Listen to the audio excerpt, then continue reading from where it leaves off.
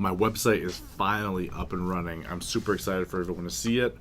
So head over to nhbusinessshow.com and check it out. And I want to thank you so much, Rob, at Zim Ventures for making it happen. Hello, everyone. Welcome back to the New Hampshire Business Show. My name is Chris Pastrana, and today we are here with Christine DeAngelis of Epiphany Consulting Group. Welcome to the show. Thank you. Thanks for having me. This is awesome. It's going to be fun. I'm excited. Yeah, it's going to be good. So let's get a little history on you and the business and kind of where it all began and all of that. Sure. It's a good story. Yeah. So I have 2 accounting degrees. That's really my background. I got my bachelor's from UNH and my master's from Southern New Hampshire, and I've had my CPA license in New Hampshire since 2010. So I did the public accounting thing for a while, and then I went to work for a couple of different privately held companies in more of like a financial controller capacity. But how I became self-employed was that I just really was never happy in any of my jobs. And I sort of joke now that I was chronically unemployable. I just, it just wasn't fulfilling for me working for other people. I had this moment when I was working at my last corporate job. My daughter was not quite 2 years old, and it was a Saturday morning. I was already up on my laptop answering emails, and she was sitting on the bed with her little chocolate milk, and she patted the bed and she said, "Mama, come watch cartoons with me."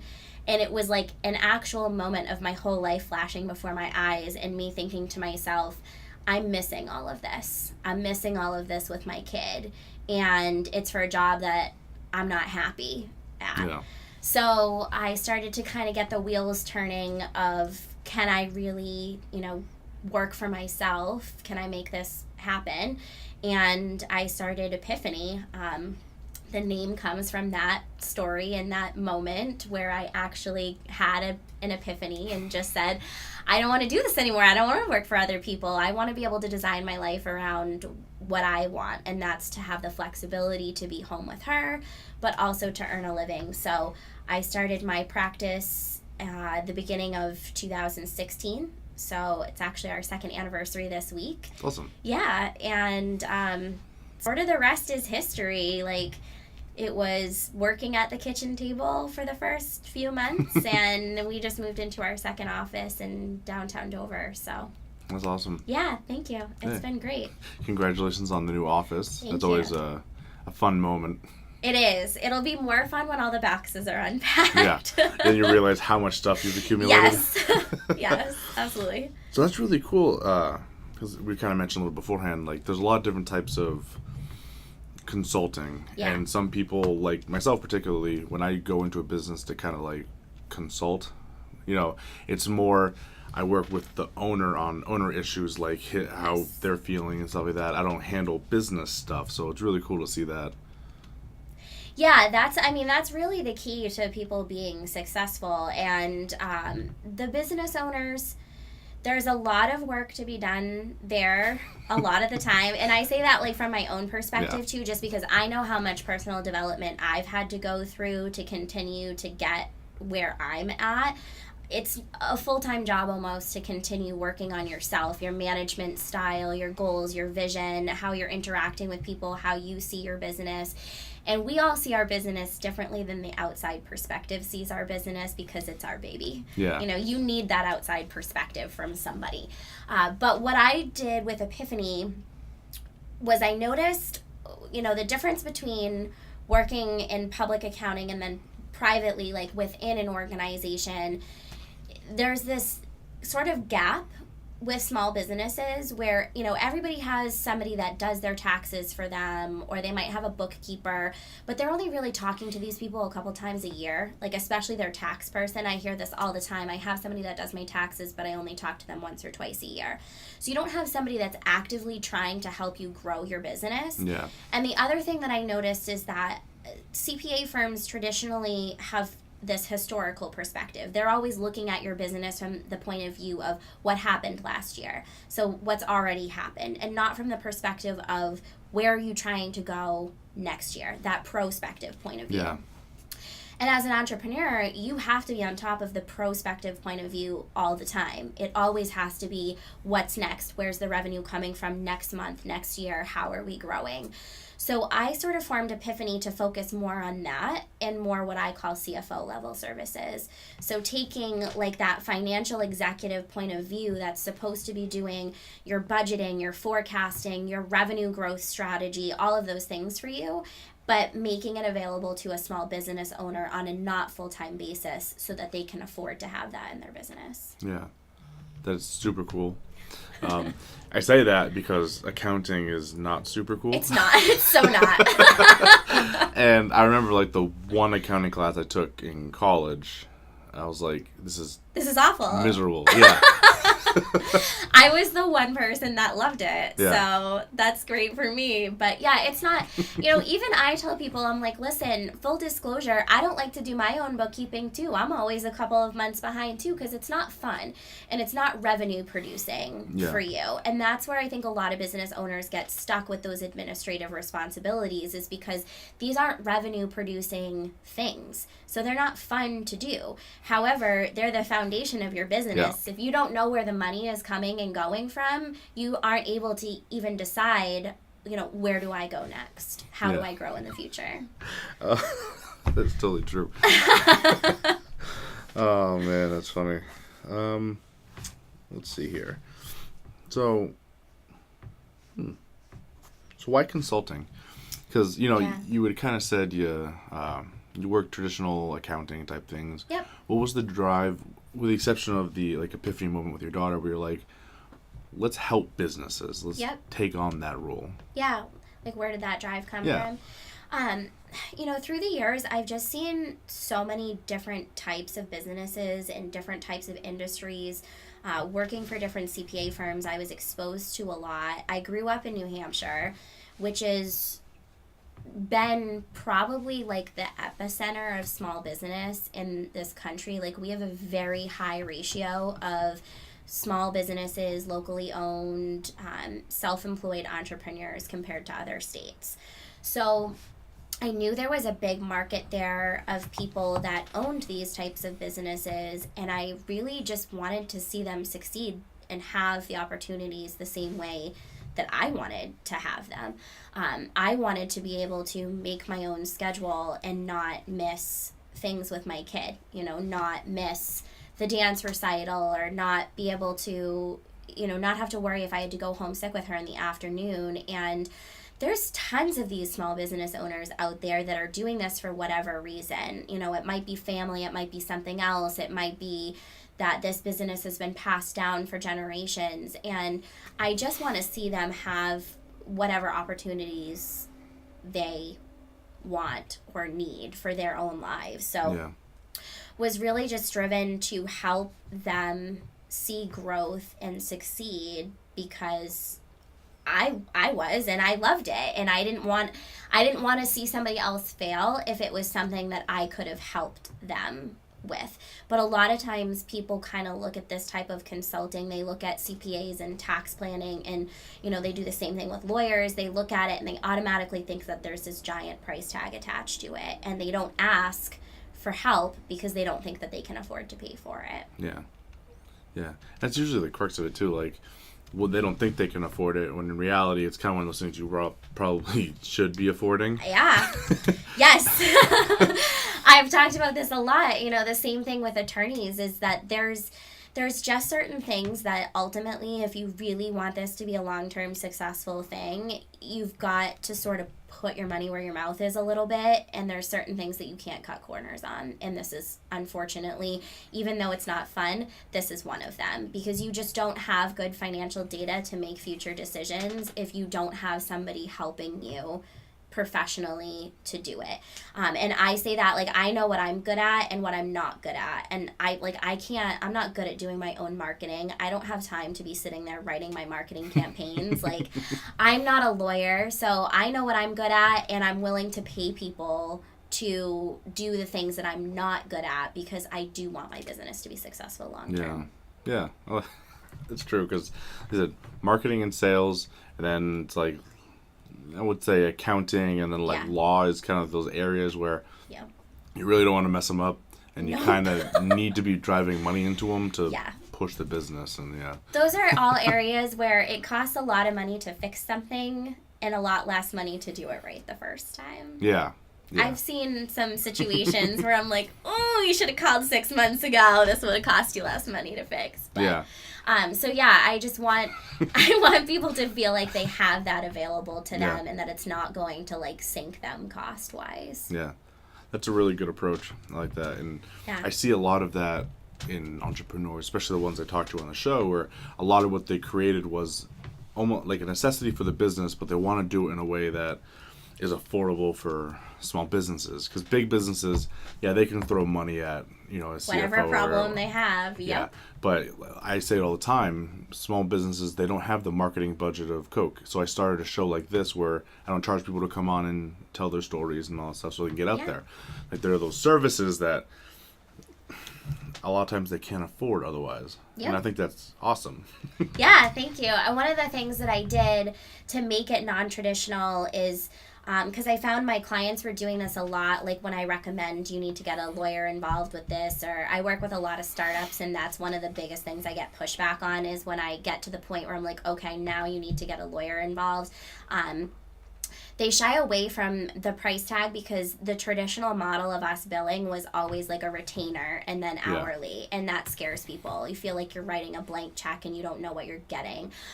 You're definitely not getting anything fun. When I'm like, okay, here's a bill, I reconciled your bank accounts, you're like, great, like what did that do for me? I can't wait to pay this bill. So what I did with my business is I started sort of basically like chunking things down into like actual budgetable packages for people, so that I'm trying to stay away from I still do a lot of hourly work, but I started to shy away from that and give people more of the, if this is what you need or this is where you can start and this is what fits into your budget, start here, and you know exactly what you're getting every single month and you know exactly what the price is going to be. So there's never this big question of, how many hours did she spend on this month? Because that's what people freak out about, and I don't blame them. As a small business owner myself, it's a tight budget a lot of the time. So yeah, totally agree. So we can take a quick break for the sponsors. Sure. Everyone hold right on. If you would like to join the New Hampshire Business Show Card Club, which is way cooler than it sounds, you get your name up on the board over there behind us, and every episode, your cards are there for everyone to see. And it's a huge thank you to me and to the community. So if you'd like to, reach out at nhbusinessshow@gmail.com and we will set it up. Every week, the wait just keeps going and going and going. I'm having a great time, and I couldn't be happier for all the help Stephanie and Ideal Health has been giving me. So if you are interested, hit in the comment section, into the sponsor section below. See what that program can do for you and all the benefits it has to your health. Reach out, let Stephanie know you want in, and change your life around today. So, I've said this a bunch of times. I really like what you do. That's pretty cool. So, the second half of the show, I typically get into, I'd say, advice for small businesses and other people like that. And so I've been writing down questions as we go here, and what do you typically see people doing wrong? Oh, that's a lengthy one. Yeah. We have time. Yeah. The top ones that I see people doing wrong, nobody ever reconciles their bank or their credit card statements, which is a huge no-no because there's no other way for you to tell whether or not your accounting is accurate. Nobody ever has a budget. Yeah. Or a business plan. Yeah. So those are kind of like my top 3 when I start working with somebody is I will ask, like, when was the last time you reconciled your bank and credit card statements? What's your budget? And what's your business plan look like? And most of the time the answer is I don't have any of those things or I don't know. So that's sort of the foundational piece. And then the rest of it is just really not understanding accounting, which is fine because you don't have an accounting degree. But people go an entire year making assumptions, especially like for their taxes, based off of numbers that are totally inaccurate purely because they don't understand accounting. And so things are just being recorded inaccurately. And they don't understand the tax law either, which is also fine because you don't have a tax degree, but you have to be willing to pay somebody that does. Yeah. Oh, taxes. I know. Oh, that's the worst. I know. I don't like them either. Yeah. Oh, it's miserable. I've been paying it a lot since I've been self-employed. Yeah. Oh, that's the worst too. Like, you take on so much risk to like start a business and do all this stuff, and then they're like, and then you get hammered. Yeah. Oh my God. Because they're like, oh, you have all of this extra income, and I'm like, well, yeah, I'm running a business. And right. But you have miserable. all this extra cash flow too. Yeah. One of the things that I find people digging themselves into holes on is just not knowing what they should and shouldn't be keeping track of, and what they should and shouldn't be doing when they start a business. Yeah. Like most people will go the whole year and not realize like they could have been tracking their mileage, or they could have been, taking their cell phone, or they have an opportunity to have a business use of office deduction and they just don't know, or they don't know how to keep track of it. And then it's a gigantic pain in the ass when it comes to filing your taxes. As you keep talking, I'm like, oh man, I'm not even going to get started on how I've done like all of these things. It's so painful. It's so painful. And you didn't I tell people this all of the time too. Like, listen, once the clock hits midnight on December 31st, there's very little I can do to help you. You have to be talking to me during the year if you want me to help you minimize your tax liability. Yeah. This cannot be like, hey, it's January 2nd. Let's start talking about me filing your tax return. Everything's said and done, and I can't do anything about it at that point. Yeah. Okay, cool. So on the flip side, what do you typically see people do right? Mm-hmm. What do I see people do right? I mean, every entrepreneur is good at making money how they know how to do it. Yeah. I think one of the things that I love working with small business owners, because you're passionate about doing what you do. You wouldn't do it because it's hard, and you're actually not as rich as people think that you are. Yeah. None of us are sitting here becoming millionaires overnight doing this, but you're so passionate about it, and that passion is so important because that's what's really going to drive you when things are hard. I haven't had anybody full on quit and fold on me. Yeah. Yet, so. Yeah. I've only seen it a couple of times since I started. Yeah. Because I think we're at about 135 episodes now, and that's awesome. I've seen, I think, 2 businesses that I've dealt with in the past don't exist. Just call it quits. Which is pretty good, That's a good record. ratio. It's a great ratio. Yeah. What else do I see people doing right? They definitely know that their cash flow is supposed to be positive. Well, I would hope, oh my God, I hope they understand that portion of it, Some people don't. Yeah. People don't, so. True. I will give you that. I've seen one who did not grasp that. Yeah. It's just going back to what people do wrong, the old, if the checking account is positive, everything is fine, not the case. Yeah. Not the case. That's a misconception. You could still be spending more money every month than what you're actually taking in. It just depends on the timing of when things are coming and going. Okay, that makes sense. Yeah. Yeah, it's kind of almost like a false comfort where you're like, oh, no, we're good. Every business owner does that. That's exactly how's your cash flow situation? They're like, well, the bank's positive. I'm like, okay. Unless I could see if you know your expenses are say $1,000 a month. Yeah. And I'm bringing in $50,000. It's maybe don't worry about the okay, yeah. But you still probably know. Yes. More stuff that I see people doing right. I